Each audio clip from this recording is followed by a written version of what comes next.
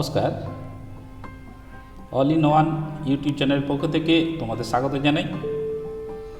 মাধ্যমিকের সিলেবাসে যে সমস্ত একে একে ভূমিরূপগুলো আলোচনা করছি, তার মধ্যে আজকে যেটা আলোচনা হবে বায়ুর সঞ্চয় কার্যের ফলে উষ্ণমরু অঞ্চলে যে সমস্ত ভূমিরূপগুলি সৃষ্টি হয় সেগুলি চিত্রসহ আলোচনা করব। এর আগের ভিডিওতে বায়ু ক্ষয়কার্যের ফলে নানান ধরনের ভূমিরূপ যে উষ্ণমরু অঞ্চলগুলিতে সৃষ্টি হয়ে থাকে সেগুলো আমরা আলোচনা করেছি।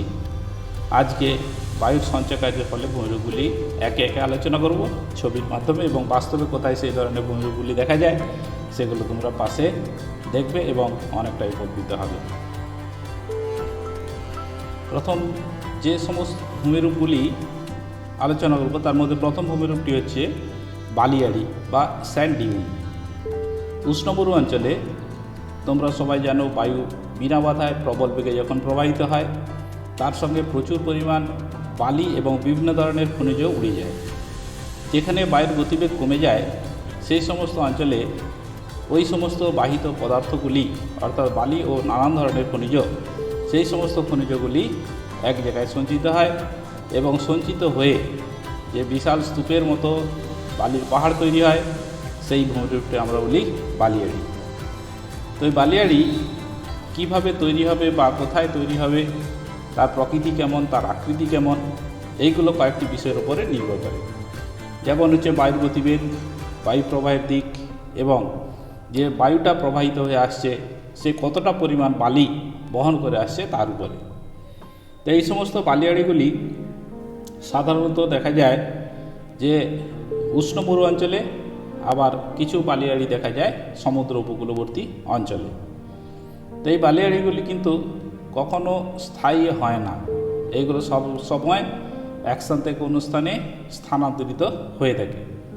সাধারণত এই আকৃতি অনুযায়ী বালিয়াড়িগুলিকে বিজ্ঞানী ব্যাগনল্ড তিনি দুটি ভাগে ভাগ করেছেন। একটি হচ্ছে তির্যক বালিয়াড়ি আর একটি হলো অনুদৈর্ঘ্য বালিয়াড়ি। এই তির্যক বালিয়াড়ি বা অনুদৈর্ঘ্য বালিয়াড়িকে আমরা আবার অন্য নামেও ডেকে থাকি। তির্যক বালিয়াড়িকে আমরা বলি বারখান, আবার অনুদৈর্ঘ্য যে বালিয়াড়ি সেটাকে আমরা বলি কি না শিব বালিয়াড়ি বলে থাকি। তো এই সমস্ত বালিয়াড়িগুলি আমরা একে একে আলোচনা করব, অর্থাৎ বারখান বা তির্যক বালিয়াড়ি এবং আরেকটি রয়েছে অনুদৈর্ঘ্য বালিয়াড়ি বা শিব বালিয়াড়ি। তবে যেটা বলছিলাম, বিজ্ঞানী ব্যাগনল্ড তিনি বালিয়াড়িকে যে দুটি ভাগে ভাগ করেছেন, প্রথম যে বালিয়াড়িটি আমরা আলোচনা করব সেটা হলো কি না বারখান। এই বারখান শব্দটি কিন্তু একটি তুর্কি শব্দ, যার অর্থ হচ্ছে বালির পাহাড়। এই ধরনের বালিয়াড়িটি তোমরা ছবির মাধ্যমেই দেখছো যে এই বালিয়াড়িটি একটি অর্ধচন্দ্রাকার বালিয়াড়ি, এবং এই ধরনের বালিয়াড়িগুলি সাধারণত ব্যাগনল্ড বলেছেন যে ক্ষুদ্র বালির স্তূপ থেকে বারখানের উৎপত্তি হয়ে থাকে। তাহলে বারখানটি দেখতে অনেকটা হচ্ছে অর্ধচন্দ্রাকার, অর্থাৎ বায়ু যেদিক থেকে প্রবাহিত হয় তার সঙ্গে তির্যকভাবে এই বালিয়াড়িটি অবস্থান করে। তাহলে এখানে আমরা তীর চিহ্নের মাধ্যমে দেখছি বায়ু এদিক থেকে প্রবাহিত হচ্ছে এবং তার সঙ্গে আড়াআড়িভাবে বা তির্যকভাবে এই বালিয়াড়িটি অবস্থান করছে। তো এই বালিয়াড়িটি কয়েকটি বৈশিষ্ট্য আমরা দেখছি, অর্থাৎ এটি আকৃতি প্রথমে বলছিলাম এটা অর্ধচন্দ্রাকার হয়ে থাকে এবং যেদিক থেকে বায়ু প্রবাহিত হয় সেই দিকের অংশটি হলো উত্তল অংশ, এখানে লেখা আছে উত্তল অংশ, এবং তার বিপরীত দিকের যে অংশটি সেটা হচ্ছে কি অবতল অংশ। তাহলে এই বালিয়াড়ির অনুপাত ঢাল মানে হচ্ছে এই অঞ্চলটা, অর্থাৎ এই অনুপাত ঢালটি খুবই খাড়াই হয় এবং প্রতিপাত ঢালটি মৃদু প্রকৃতির হয়ে থাকে। এছাড়া এই বালিয়াড়ির মধ্যে দুটো সংকীর্ণ অংশ আমরা দেখছি, অর্থাৎ যেদিক থেকে বায়ু প্রবাহিত হয় ঠিক সেই দিকে আস্তে আস্তে যে উঁচু বালিয়াড়িটি শুরু হতে হতে একদম শুরু হয়ে যায়, এবং এই দুই পাশে দুটি সরু অংশ, যে দুটো অংশ দেখছি এই দুটি প্রান্তকে আমরা বলি সিং। তো মিশরের মরুভূমি অঞ্চলে, বিশেষ করে সাহারা মরুভূমি অঞ্চলে এই ধরনের বালিয়াড়ির অবস্থানটি লক্ষ্য করা যায়। পরবর্তী যে বালিয়াড়িটি আমরা আলোচনা করব ব্যাগনল্ডের মধ্যে আরেক ধরনের বালিয়াড়ি, যেটাকে বলা হয় অনুদৈর্ঘ্য বালিয়াড়ি, অর্থাৎ বায়ু প্রবাহের সমান্তরালে এই ধরনের বালিয়াড়িগুলি তৈরি হয়ে থাকে। তো এই বালিয়াড়িগুলি মূলত খুবই সোজা হয় এবং হচ্ছে সংকীর্ণ বা সরু হয়। আরবি ভাষা শিব কথাটির অর্থ হচ্ছে কি সোজা তরোয়াল, অর্থাৎ সেই জন্য এটা সোজা তরোয়ালের মতো দেখতে বলে এই ধরনের বালিয়াড়িকে বলা হয় কি না শিব বালিয়াড়ি।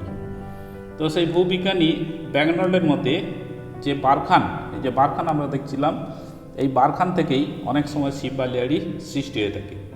অর্থাৎ যেখানে বায়ু প্রবাহের গতিবেগ বেশি থাকে সেখানে দেখা যায় এই যে শিং রয়েছে বারখান বালিয়াড়ির শিং দুটি, এই শিং দুটি আস্তে আস্তে করে অনেক দূর পর্যন্ত প্রসারিত হয়েও এই অনুদৈর্ঘ্য বালিয়াড়ি সৃষ্টি হয় বা শিব বালিয়াড়ির সৃষ্টি হয়। এর কতগুলো বৈশিষ্ট্য আছে। এইটি হলো কি না এর উপরের দিকটা অনেকটা করাতের মতো হয়ে থাকে এবং এর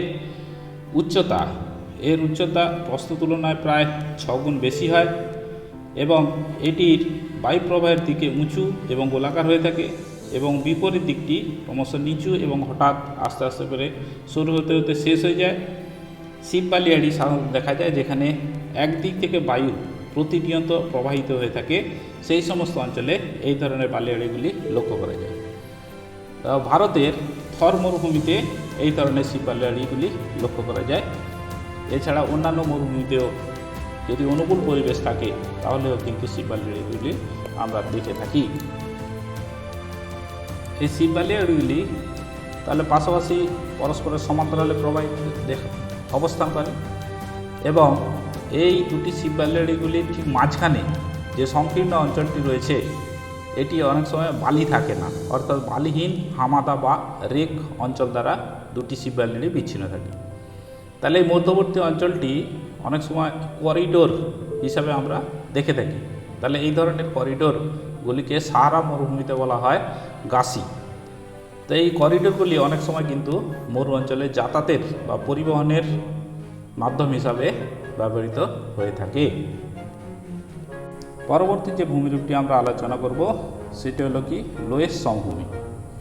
এখন এই লোয়েস কথাটির অর্থ হলো কি না স্থানচ্যুত বস্তু, অর্থাৎ বায়ু যখন মরু অঞ্চলে প্রবল বেগে প্রবাহিত হয় সেই বায়ুর সঙ্গে অতি সূক্ষ্ম বা অতি মিহি বালি এবং কাদা কিংবা বিভিন্ন ধরনের খনিজ যেমন ক্যালসাইট, ডলোমাইট, কোয়ারজাইট ইত্যাদি কণাগুলি এক স্থান থেকে অন্য স্থানে উড়ে যায়। যেহেতু এই সমস্ত পদার্থগুলি এক স্থান থেকে অন্য স্থানে উড়ে যায় সেই জন্য এই ধরনের স্থানচ্যুত বস্তুগুলিকে বলা হয় কি লোয়েস। তো এই লোয়েস এক স্থান থেকে অন্য স্থানে বহুদূর পর্যন্ত উড়ে যেতে পারে এবং উড়ে গিয়ে যেখানে বায়ু প্রবাহের পরিমাণ কমে যায় সেই সমস্ত অঞ্চলে ওই সমস্ত পদার্থগুলি সঞ্চিত হয় এবং সঞ্চিত হয়ে যে সমভূমি তৈরি হয় সেই সমভূমিটাকে আমরা বলি কি লোয়েস সমভূমি। তো এই লোয়েস সমভূমি কতগুলি নির্দিষ্ট বৈশিষ্ট্য আছে যে বায়ুর অবক্ষেপণের ফলে অর্থাৎ বায়ুর সঞ্চয় কার্যের ফলে এই ধরনের সমভূমিটি সৃষ্টি হয়।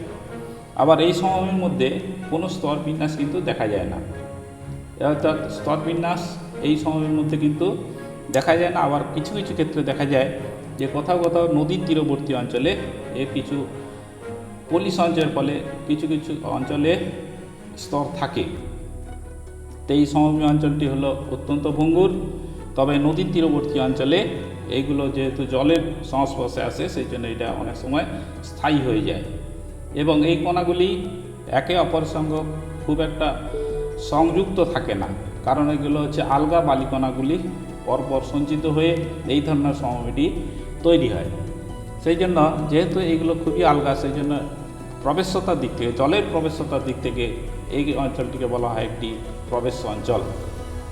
উদাহরণ হিসাবে যেটা বিখ্যাত লোয়েস সমভূমি সেটা হচ্ছে কি না গোবি মরুভূমি অঞ্চল।